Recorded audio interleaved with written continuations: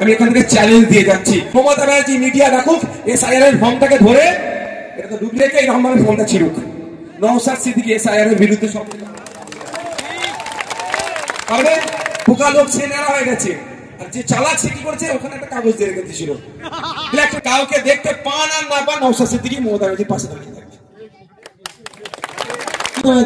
বিধানসভা থেকে resolution pass করুক, কেরলে যেমন রেজুলেশন পাস করেছে, মিলে গেল। সাপ হয়ে কামড়া চলে যাওয়া যাচ্ছে, ঘরের মাসি আর কুলের ঘরের পিসি সে হয়ে গেছে দশা।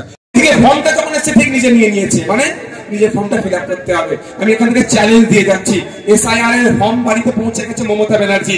মমতা ব্যানার্জি মিডিয়া রাখুক, এসআইআর এর ফর্মটাকে ধরে, এটা তো ডুপ্লিকেট ফর্ম, ধরো এটা লাগাও, এটা তো ডুপ্লিকেট, এটা কারণ নাম এটা এসআইআর ফর্ম।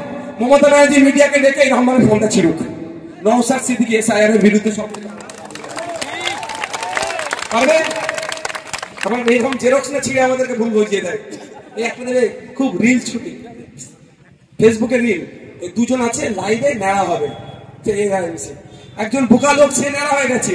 আর যে চালাক সে কি করেছে, ওখানে একটা কাগজ দিয়ে রেখে দিয়েছিল, ব্ল্যাক টাইপের, ও চালাচ্ছে, ও চালাচ্ছে সাদা কালারের, ওর টাক দেখা যাচ্ছে, ওর টাক দেখা যাচ্ছে, এর কিন্তু সেই স্টিকারটা দেখা যাচ্ছে, পুরো এই মাথা করে যাচ্ছে, তারপর স্টিকারটা খুলে দেখাচ্ছে, সেই না করে ফেলে আমার মমতা ব্যানার্জি। আমি কিন্তু এই কাগজটাকে অপমান করলাম না ভাই, এটা জেরক্স আমি বোঝানোর জন্য বললাম। তাহলে মমতা ব্যানার্জি এসআইআর এর কাগজটা ছিঁড়ে ফেলে দিক। তাহলে সর্বপ্রথম মমতা ব্যানার্জি এসআইআর এর বিরুদ্ধে যে যে আন্দোলন গুলো করবে, কাউকে দেখতে পান আর না পান নওশাদ সিদ্দিকী মমতা ব্যানার্জির পাশে দাঁড়িয়ে থাকবে। কি বল পারবে? অত সহজ নয়। আমি বারবার বলছি, রাজনৈতিক এসআইআর এর বিরুদ্ধে সংবিধান আর্টিকেল 324 তাকে মান্যতা দিয়ে যে এসআইআর হবে, তাকে আপনি উপেক্ষা করতে পারবেন না।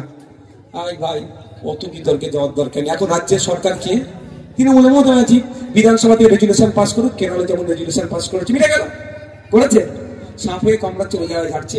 আর একটা কি আছে, ওই যে বরের ঘরের মাসি আর কুলের ঘরের পিসি সে হয়ে গেছে দশা। এর পাল্লায় পড়বেন না।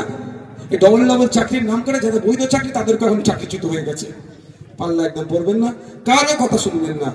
এখন যে গাইডলাইন আছে, সেই গাইডলাইন মেনটেন করে আপনি আপনার জমা দেবেন। অনেকে গল্প শোনাচ্ছে, এইটা থেকে এনআরসি হবে, হানাবে টানাবে, তাহলে এখন করণীয় কি বলো? চলে ইলেকশন কমিশন ঘেরাও করে থাকবে,